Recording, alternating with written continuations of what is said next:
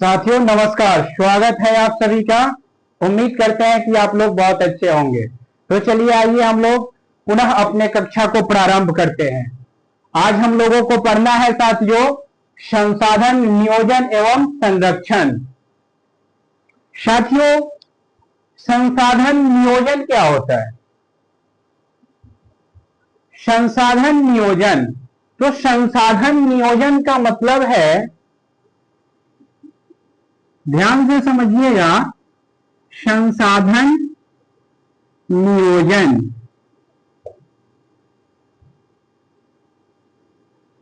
संसाधन नियोजन का मतलब है संसाधन का विवेकपूर्ण उपयोग एवं संरक्षण। संसाधन नियोजन का मतलब है साथियों कि संसाधन का विवेकपूर्ण उपयोग एवं संरक्षण। तो आप लोग संसाधन नियोजन का मतलब समझ रहे हैं। संसाधन को हमें हमेशा विवेकपूर्ण उपयोग करना चाहिए और संसाधन के संरक्षण के बारे में भी सोचना चाहिए ताकि आने वाले पीढ़ी को संसाधन संरक्षण से लाभ मिल सके। प्यारे साथियों, यहां से एग्जाम में क्वेश्चन पूछ लिया जाता है कि संसाधन नियोजन से आप क्या समझते हैं। तो आइए हम लोग संसाधन नियोजन का परिभाषा देखें। तो प्यारे साथियों, संसाधन नियोजन का मतलब हम लोग समझे कि संसाधनों का विवेकपूर्ण उपयोग एवं संसाधनों का विवेकपूर्ण संरक्षण। तो संरक्षण का क्या मतलब होता है?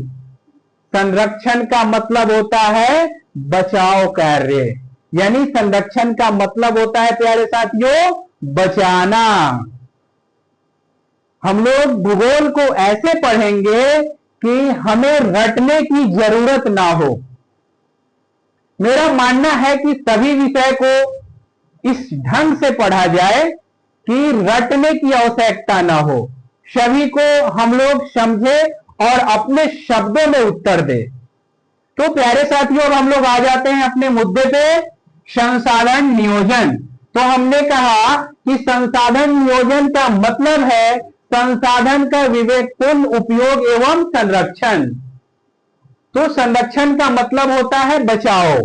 संसाधनों के विवेकपूर्ण एवं उचित और प्रभावी उपयोग, यानी संसाधन के जहां पे हमें जरूरत है वहां अवश्य उपयोग किया जाए। इस प्रक्रिया को हम लोग क्या कहते हैं? संसाधन नियोजन कहते हैं। प्यारे साथियों, हम लोग अपने शब्दों में भी लिख सकते हैं। कोई जरूरी नहीं है कि इस बोर्ड पे जो लिखा हुआ है वही बात आप लिखे। आप अपने शब्दों में भी लिख सकते हैं। ज्यादा अच्छा आंसर वही कहलाएगा जो आप अपने शब्दों में लिखेंगे। तो आप अपने शब्दों में कैसे लिखेंगे? संसाधन नियोजन का मतलब समझेंगे तब ना। तो प्यारे साथियों, संसाधन नियोजन का मतलब होता है संसाधन का विवेकपूर्ण उपयोग करना एवं संसाधनों का संरक्षण करना। कहने का मतलब है कि हम लोग संसाधन का उपयोग करते हैं। उपयोग करना तो हम लोग बहुत अच्छे से जानते हैं, लेकिन संसाधनों का संरक्षण कैसे किया जाए इन बातों पे हम लोग ध्यान नहीं देते हैं। जैसे प्यारे साथियों, देखा जा रहा है कि अभी बड़े बड़े इंडस्ट्री के डेवलपमेंट के लिए या बड़े बड़े इमारत को बनाने के लिए, बड़े बड़े बिल्डिंग के निर्माण के लिए हम लोग पेड़ों की कटाई अंधाधुंध कर रहे हैं, जो कि संसाधन का क्या है? दुरुपयोग है। हम लोग प्राकृतिक संसाधन का दुरुपयोग कर रहे हैं, जिसके कारण प्यारे साथियों हमारा प्रकृति असंतुलित हो रहा है। समय से वर्षा नहीं होना, सभी लिविंग थिंग्स प्रभावित हो रहे हैं।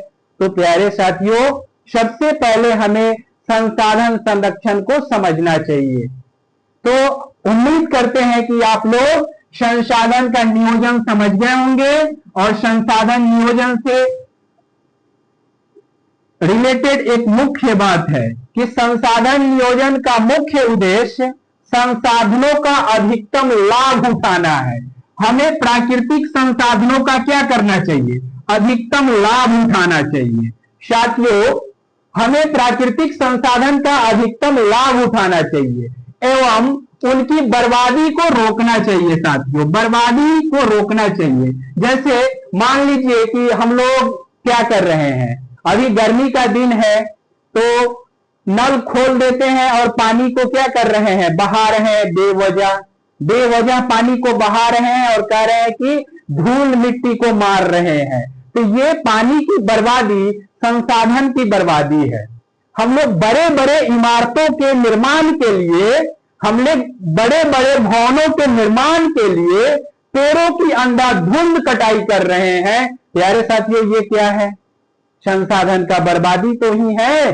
तो इस बर्बादी को हमें हर हाल में रोकना होगा। तो कहा गया है कि उनकी बर्बादी को रोकना एवं वर्तमान आवश्यकताओं को पूरा करने के साथ साथ, यानी वर्तमान में हमें संसाधनों की क्या आवश्यकता है उसको अवश्य पूरा करना है। हमें वर्तमान में जिन संसाधनों की आवश्यकता है प्यारे साथियों, उसे अवश्य पूरा करना है। तो वर्तमान में संसाधनों की आवश्यकता को पूरा करने के साथ साथ भविष्य पीढ़ियों के लिए संरक्षित करना, भविष्य पीढ़ियों के लिए संरक्षित करना, जो कि हम लोग जानते ही नहीं है। प्यारे साथियों, मैं एक बात कह दूं कि हम लोग अगर भविष्य पीढ़ी के लिए सोचे तो संसाधन की बर्बादी कभी नहीं होगी। जो चीज हम लोग सोचते ही नहीं है, तो हमें इन चीजों को समझना होगा और लोगों को भी प्रेरित करना होगा, समझाना होगा कि भाइयों, संसाधन का जितना उपयोग आप कर सकते हो उतना करो। अपने वर्तमान जरूरत के लिए संसाधनों का तुम जितना उपयोग करना चाहते हो करो, लेकिन संसाधन को बर्बाद मत करो और अपने आने वाले पीढ़ियों के लिए भी सोचो, ताकि संसाधन की संरक्षण अच्छे से हो सके और हम सभी को मिलकर के संसाधन का संरक्षण करना चाहिए। तो प्यारे साथियों, अब ज्यादा बात नहीं बोलेंगे, आप लोग समझ गए होंगे। तो चलिए आइए हम लोग दूसरे तरफ मूव करते हैं। अब है संसाधन संरक्षण। तो प्यारे साथियों, संसाधन संरक्षण का मतलब है प्राकृतिक में उपलब्ध सभी संसाधनों का बचाव करना। अगर हम संसाधन संरक्षण का परिभाषा लिखना चाहे तो क्या लिखेंगे साथियों? संसाधन संरक्षण का मतलब है कि इस प्राकृतिक ने जो हमें अनमोल संसाधन दिया है उसे हम लोग बचाए। प्राकृतिक ने जो अनमोल संसाधन हम लोगों को दिया है उसे बचाए, यही संसाधन संरक्षण कहलाता है। एवं उपलब्ध सभी संसाधनों को बचाए, प्राकृतिक में उपलब्ध सभी संसाधनों को क्या करे? बचाए, क्योंकि प्राकृतिक ने हमें बहुमूल्य संसाधन दिया है। साथियों, हमें इस चीज को समझना होगा। और आइए, इससे रिलेटेड एक क्वेश्चन एग्जाम में पूछ लिया जाता है कि भू संरक्षण से आप क्या समझते हैं? तो भू संरक्षण क्या होता है प्यारे साथियों? भू का मतलब आप लोग जानते हैं, भू का मतलब होता है मिट्टी। भू का मतलब क्या होता है? मिट्टी। साथियों ध्यान से समझिएगा, भू का मतलब क्या होता है? मिट्टी। तो हमें मिट्टी का संरक्षण यानी मिट्टी का बचाव क्यों करना चाहिए बताइए? मिट्टी का बचाव हमें इसलिए करना चाहिए कि मिट्टी पे बड़ी मात्रा में कृषि कार्य किए जाते हैं और कृषि कार्य किसी देश का बैकबोन होता है, रीढ़ की हड्डी होता है। अगर कृषि कार्य करना किसान छोड़ दे तो सभी पीढ़ियों को क्या होगा? भूखमरी हो जाएगी और सभी पीढ़ी भूखमरी का शिकार हो जाएंगे।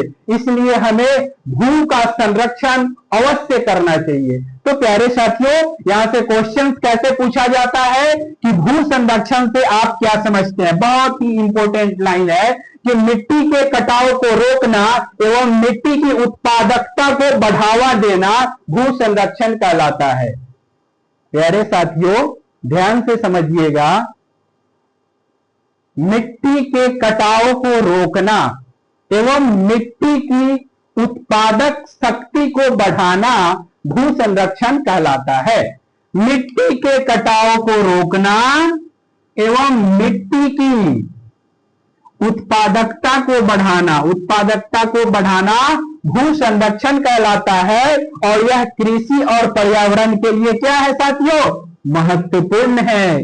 भू संरक्षण कृषि और पर्यावरण के लिए महत्वपूर्ण है। तो यहां से एक ऑब्जेक्टिव क्वेश्चन भी बनता है कि निम्नलिखित में से कौन कृषि के लिए महत्वपूर्ण है?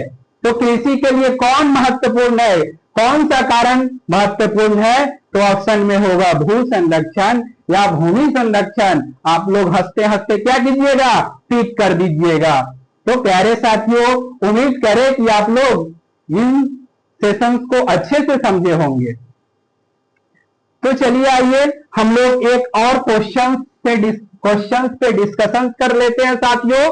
क्वेश्चन पे डिस्कशन कर लेते हैं। क्वेश्चन कौन सा है कि एक बार बार क्वेश्चन पूछा जाता है कि डाकुओं की अर्थव्यवस्था क्या है।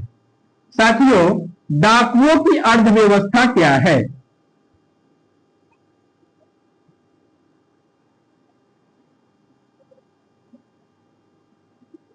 डाकुओं की अर्थव्यवस्था क्या है?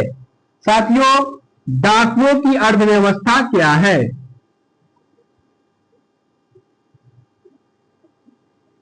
डाकुओं की अर्थव्यवस्था क्या है?